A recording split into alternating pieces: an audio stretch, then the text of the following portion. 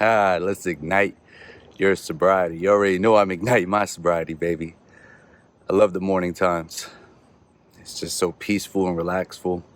I see you guys liking content like this, so I'm gonna keep it coming to you in its form raw.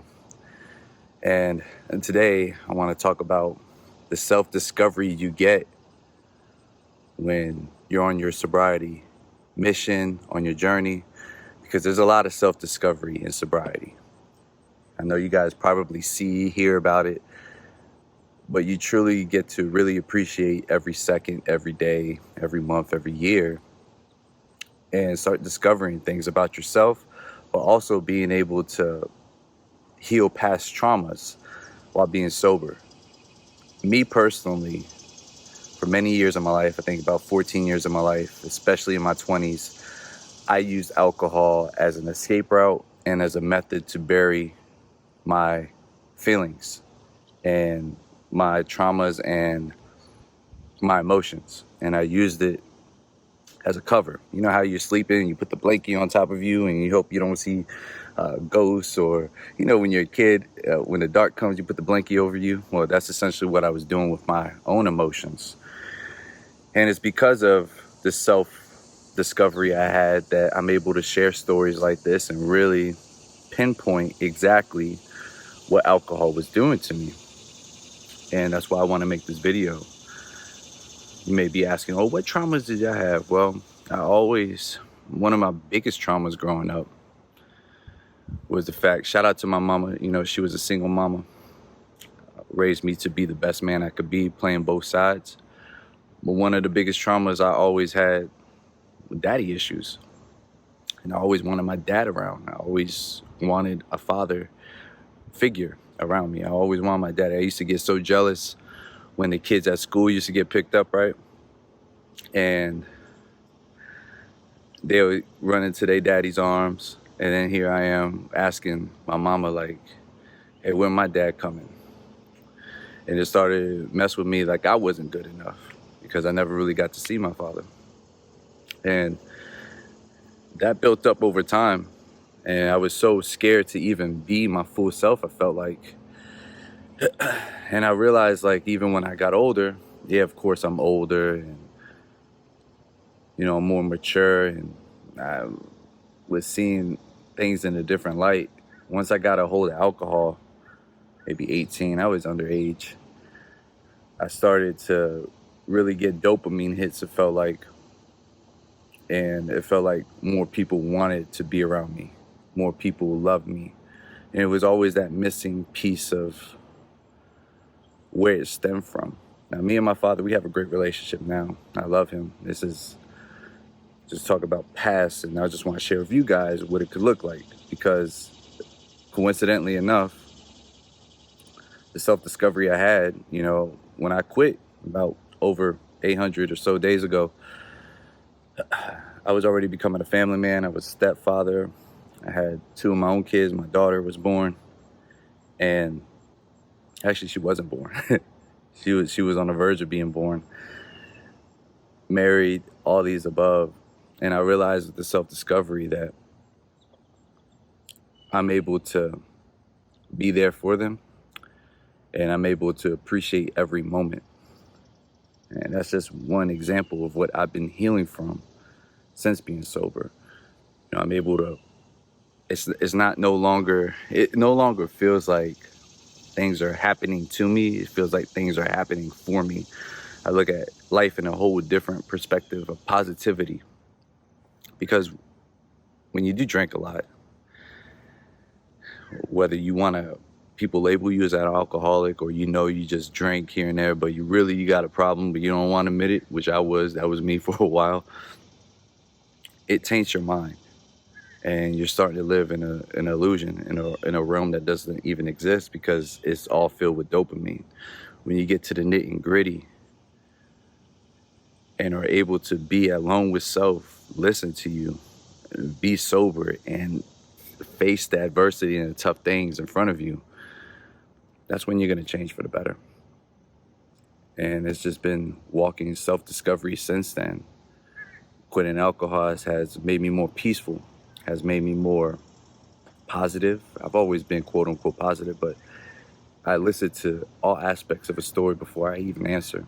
I've been more empathetic, and in doing so, it has healed a lot.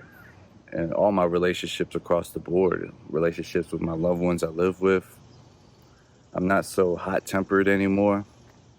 And that's a really good trait too, especially having kids. It's been able to help me amend relationships for even people who have, hurt me in the past. It's not even their fault. It's not even my fault. It's just what they're dealing with. I've been able to put a whole different lens on life. And I want to share this because I feel like it doesn't get talked about much, but your inner self is very important.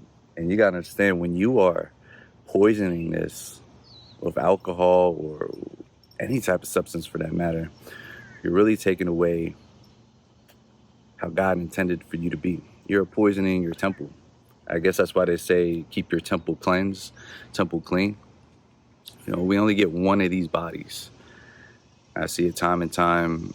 People make wrong decisions or bad decisions. I already shared a story. A close friend of mine, a person of mine, got locked up, DUI. Tried to fight the case. He fought for a long time, and then they still threw 10 days at him. He doesn't want to sit in jail. You're grown now. Why are we sitting in jail for? Come on, man. Seeing it time and time again. Someone will go out, party. You know how it is, especially as men.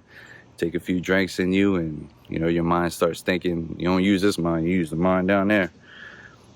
They're messing up their marriage, man. And it's sad that man could be so easily deceived. And that's what alcohol does. It wants to trick you out your glory. As much as it seems like it's partying and it's fun, when you get to the nitty gritty, you'll really understand what it's intended to do. And it's just to suck the life out of you. It's a spirit. And they call it spirits for a reason, because it affects your spirit. And the more you do this, if you're someone like me, you eventually get lost. You get lost, especially if you're not aware. And you might have family members that tell you, like, hey, or I think you should slow down your drinking. You're not thinking anything of it, because all of a sudden, you categorize yourself, well, I'm not a drunk, I'm not an alcoholic, because I'm not on the side of the street begging for change for this. I'm good, I'm still working, I'm this and that. And it's just a cycle. And I'm just speaking from experience, everybody. Everybody's traumas may look different. Having that chip on your shoulder, I always felt like I had a chip on my shoulder. Again, it goes back, it's all limited beliefs. All those are limited beliefs, and we all have them. We all have limited beliefs. There's things right now you're thinking right now that that was maybe said to you when you were growing up, or something that happened recently, and that's the only thing you believe, because you're in a box, and that's the only thing you see or hear and believe. And probably when you do drink, you might forget about that. Really, it just gets more intense, and it affects your insecurities. It affects you as a person. Everyone's meant to be confident and their best, have purpose, and be in their best version of who they are, who they're intended to be. As someone from the other side, I'm telling you straight up that alcohol is not getting you closer to the promised land. It's not getting you closer to your goals getting achieved. It's not making you the best person who you are. You may feel like you're 110%, because trust me, when I had the liquid courage, I thought I was untouchable. I thought I was invincible. And again, that's how some people get snapped back to reality. Sometimes that lesson has to happen harder. Maybe you get in a fight, you couldn't fight. Maybe you start getting that liquid courage too much. You think you could take on the world and think you're invincible, and you will humbly get back to earth. Hopefully that happens before something drastic does happen. But in reality, it's a slippery slope. So if you want to get on the path to the best self-discovery and start realizing who you really are, what you're really about, get away from the bottle. You don't need it. And start replacing it with things that can consume more of your time, but benefit you in the future. For a lot of people, someone like me, and that's my health, nutrition. I'm starting to cook more, learn more recipes. I'm starting to be more aware of what ingredients are going into certain things, what's going into my body, what I feed my kids. Of course, working out more. I want to be old. I want to be 60 and still be able to crawl on the floor and play with little ones. You know, like, I don't want to be struggling to get up off the floor. I want to move. My pastor, he's about to be 70. That man be moving on stage. I want to be like that. Those are bigger goals that I have in the future. And I know the more I became dependent on alcohol, and I'm so blessed that I got nipped it earlier than later. That might not have been able to happen. Might have liver damage, kidney failure, anything. I don't know what goes on inside my body. But that's my word for you guys. Get out, take a walk. Most importantly, tap into yourself, your true self, and get some of that self-discovery. All right? Thank you for watching. If you like this video, you know what to do. You want to see more content like this? Let me know in the comments. Let me know what you think. I appreciate the community we're building. Always remember, continue to ignite your sobriety. Love y'all.